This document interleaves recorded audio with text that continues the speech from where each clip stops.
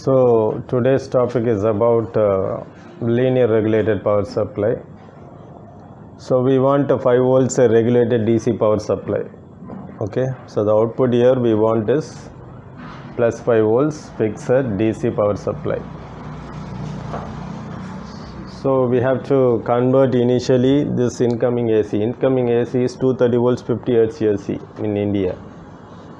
And maybe you can have switch, okay, to circuit, to switch, fuse, everything, fuse.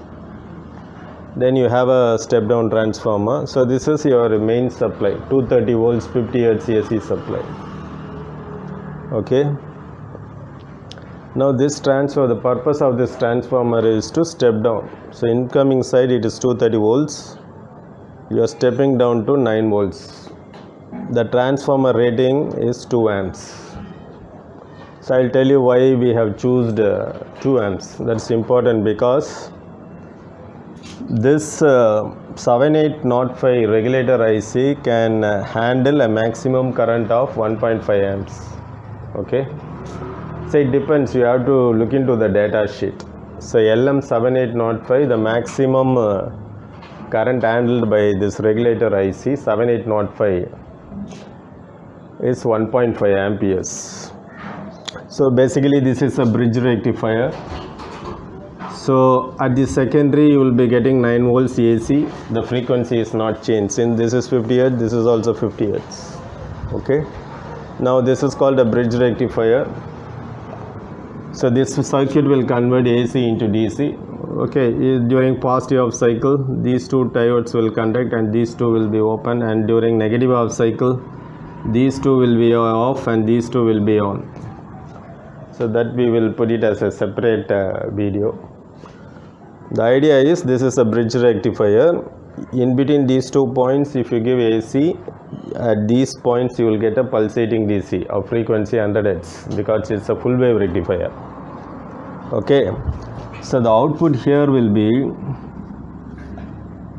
like this. Okay, it's not pure DC. And whenever the source voltage varies, this secondary voltage also varies, therefore this amplitude will vary. So now you put a 470 microfarad. You have to look into the values, 470 microfarad, 1000 microfarad. This will remove the ripple. That means if you have a waveform like this, so the output will be like this. That means you will get a somewhat smooth waveform. But still it is varying. It is not pure DC. So this 7805 is a well regulated regulator IC. So this 05 indicates, 78 indicates it's positive regulator. 05 means it will give you 5 volts output. So this is basically a 3-pin regulator. Okay. Input side you have to connect 0.01 microfarad. The second pin is connected to ground and the third pin you take the output. At the output 0.01 microfarad. Basically if you carefully look, 0.0 microfarad will try to remove all the higher frequency components and bypasses it to ground. Therefore you will get a pure DC of 5 volts at the output. Now the important question here is, this 7805 regulator IC can deliver a maximum of 1.5 amps. For example, so if you assemble like this, as such you will get 5 volts. Okay, so here I am getting 5 volts. Now suppose if I connect a load, if I say a load, it can be anything which has a resistance of say 10 ohm, okay, 1 ohm, assume 1 ohm. Now in the circuit, what's the current? 5 divided by 1, which is 5 amps. So what will, suppose if the load resistance is having a internal resistance of 1 ohm, so what is the current we have to delivered by this circuit? It is 5 amps. Therefore this source itself gets spoiled. So you have to see that you connect a load such that it is not exceeding this value. It is given as 1.5 amps, but it is safer to use to operate at 1 amps. Okay. Now if I say 1 amps, what is the load we can connect? That's the meaning. So R is equal to V by I. V is 5 by I is 1. That is 5 ohms. Anything above 5 ohms is accepted. But anything below that, what will happen? It is likely to damage the source itself. So the important point is this circuit has the capability of giving 1 amps current. So that 1 amps depends on the load that you are going to connect. So as such, I have given an example. It should be not less than 5 ohms. Minimum 5 ohms is safer. More than that is still safer. No problem at all. That is one thing. Now if you carefully see, this transformer is at the source itself. That means source, you are stepping down. So this transformer is operating at 50 hertz now. Okay. The operational frequency of this transformer is 50 hertz. That's why it is very bulky. Not only that, and the current rating is 2 amps. Therefore, the copper wire thickness, everything will be big. So it becomes bulky. Now what happens in SMPS is, so one point I have to tell is, the maximum frequency that is operated by this circuit, even if you have ripples like that, you can see only 100 hertz. Or when it converted to pure DC, it is going to be 0 hertz. But when the difference between SMPS is switched mode power supply. One thing you have to remember in this video is, the dimensions of the component depends on the frequency. If the frequency increases, physical dimensions of the components decreases. Okay, this is the key thing you have to remember. So what happens in SMPS is, before going to SMPS, I want to tell you must choose the diode properly. The diode should be able to handle the required current. Say if you want to handle 1 amps, you must look into the data sheet so that it will handle 1 amperes current. Okay, that's how you have to decide. So you can check out for data sheet and see that it can handle for the maximum current. Okay, now coming to switched mode power supply, used in all computers and other things. Now all the charges are being made with switched mode power supply. The difference between this linear and switched mode is, first we don't introduce transformer. What they do is, the supply will be there, immediately they will put the bridge rectifier. The bridge rectifier means these 4 diodes will come. Okay.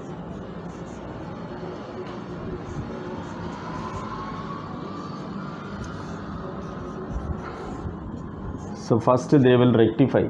That means this amplitude is very high. It is not, this is 230 volts. Okay, and 50 hertz. So we don't bring this transformer in the first stage in SMPS. In SMPS, first stage will be the bridge rectifier. Usually BY127 diode will be used for rectification. So this will convert into DC, but the amplitude will be very high. Okay, with the 100 hertz. Next, this is passed through a filter. Of course, you will be having a filter which can handle a very big voltage.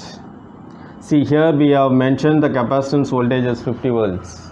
See, usually capacitance is not specified with wattage. It is always specified with voltage rating only. So here, since it's a very high voltage, you must have the voltage rating correctly. Okay, suppose if the upcoming DC is roughly 400 volts, then you choose the capacitor rating with 800 volts. That means 1000 microfarad bar 800 volts or 1 kilovolts, like that. Now we have a DC, this kind of DC, but very big amplitude. Next, we are introducing an electronic circuit. This is a chopping circuit. Chopping circuit means this, if you see a waveform like this, it is chopped at very high frequencies. So a control signal will come here. So it is chopping at a very high frequency. That means it is no more a continuous waveform. So you will be seeing only a waveform like this, okay? A chopped waveform. So this frequency generally it is 40 kilohertz or even more than that. So now what happens, the input side you see only 100 hertz, but at the output side you are seeing 40 kilohertz. Afterwards, after this section you put your transformer. Now if you put a transformer here, what will happen? The dimensions of the transformer will come down, because the transformer is going to operate at 40 kilohertz. Okay, 40 kilohertz or even more than that. Therefore, physical dimensions of the transformer will be very, very small. And that's why SMPS is lightweight compared to the linear power supply. Then you can have one more rectification stage here. And finally, you can get the output. Some portion of the signal is being tapped and checked and fed back to the system, and that is called pulse width modulation circuit, and it starts regulating. Now important difference is, since this is operating at a frequency of 40 kilohertz, there will be electromagnetic radiation. Anything above 20 kilohertz will have electromagnetic radiation. So those radiations are likely to interfere with the other surroundings. That's why SMPS has to be put inside a shielded box, and it is grounded. The outer shield is usually grounded. Now the question here is, why this SMPS lightweight? Because we are not introducing the transformer in the initial stage, we are introducing only at the later stage, which is operating at very high frequency. So that's all about the key points I want to tell between a linear regulator and this one. In linear regulator there is no radiation. Why? If at all there is a pulsating frequency, it is going to be 50 hertz or 100 hertz, that's all, or 0 hertz. There is no electromagnetic radiation. So linear power supply does not need a shield, electrostatic shield, and the shield need not no need at all. That's the greatest advantage of this linear power supply. But it is bulky, it's very heavy. You can see in the mobile chargers some 2 years or 3 years back, it is all of bulky thing, because they were using transformers at the very first stage. But latest if you see the chargers, all are lightweight, because all are employed with SMPS concept, switched mode power supply concept. Therefore it is very, very light. Thank you for your attention. Thank you. Nandri.